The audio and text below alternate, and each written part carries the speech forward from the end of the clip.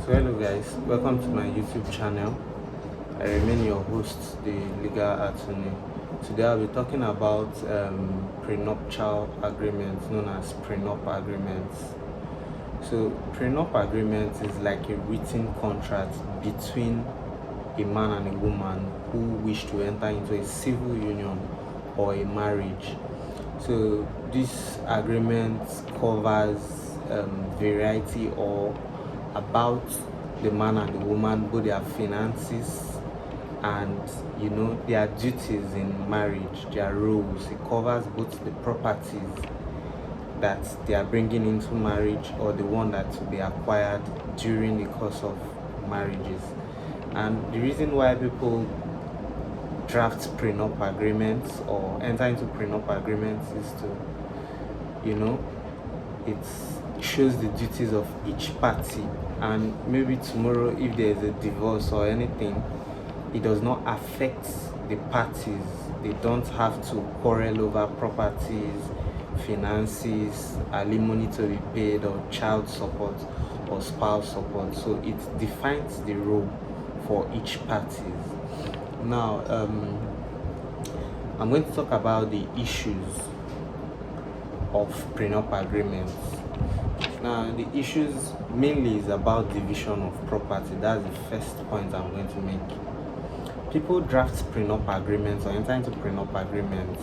Why? Because when there's maybe an issue of divorce, it is easier for both parties to get their properties, maybe properties that any of the party, either the man or the woman, brings into marriage.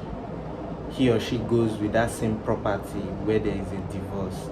Now, properties acquired during marriages, most times they have to split it either 50-50, divide it equally. But sometimes the agreement is, the percentage you are going to get from this property is the percentage of what you contributed to acquiring this property.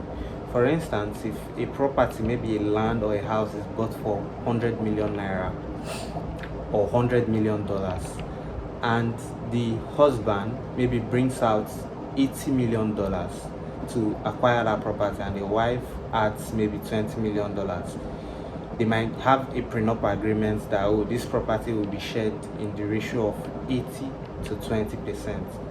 So the reason why they are actually entering into that prenup agreement is so that their division ratio is clearly stated, so they don't have issues. Now, another point I'll be making is alimony. Alimony is actually like a child support or a spouse support for either of the parties. Maybe where the husband is the breadwinner of the family and probably the wife is not working, they might enter into an agreement on, this is the amount the husband is going to pay the wife to support her. Another point I'll be making is about debt liability. Debt liability. Some people go into marriage before, when they are single or before entering into marriage, they have some debts they are owing. So these debts, some people take advantage of, when I go into marriage, my spouse, my husband or my wife will pay off my debts. But sometimes, it is not like that. The husband might ask, or the wife might ask for a prenup agreement that, whether my spouse is owing any company or any individual money, or he took a loan, he's going to be the person that will bear the cost of his loan. So whether I am married to the person or not, I'm not a party to that loan agreement or that business. Now, another reason why people also draft prenup agreements is due to inheritance rights. Now, sometimes, when you are married, you have children. These children, they might also be in a tender age, or they might be adults, but they have to inherit the properties of their parents. So during prenup agreements, you specifically state with the name of these children what properties will be allocated or given to them in the course of maybe divorce or anything. So these are some of the reasons why people actually draft prenup agreements before marriage. Another important point is business interests. Now, maybe parties that are married might agree to do a joint business, or probably one of the parties has a business, a big business that he or she is managing.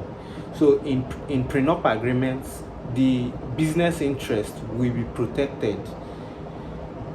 They would agree on how to, maybe the income that is coming from the business, what is going to be the ratio to this other party, what is going to be the ratio of giving expenses or money from that business, the profit from the business rather. What is the ratio that is going to be shared between the spouse or between the parties? So another valid point is financial responsibilities. Now, in marriages, some families tend to divide the financial responsibilities of the family. Or maybe this is the amount we'll be sharing, this is the amount we'll be using for the home expenses, running of the home, especially in foreign countries where by most parties actually pay 50% to run their home. But in African homes, most times it is the husband who is the head of the house that actually shoulders the financial responsibility. However, in some families, the women as well, or the wives as well, are the people who shoulder the responsibilities of taking care of the home expenses. So prenup agreements tells you, okay, this is the amount we'll be using to run the home, this is the amount to be contributed by the husband or by the wife. So kindly like, share, subscribe, and give your comments below. What do you think about prenup agreements? This is the part 1. I'll be doing the part 2 later. I'll be talking about the advantages and the disadvantages of this prenup agreement, whether it is actually an issue that it is an issue that will maybe break the family or the home. I would want to hear your thoughts, guys. Thank you.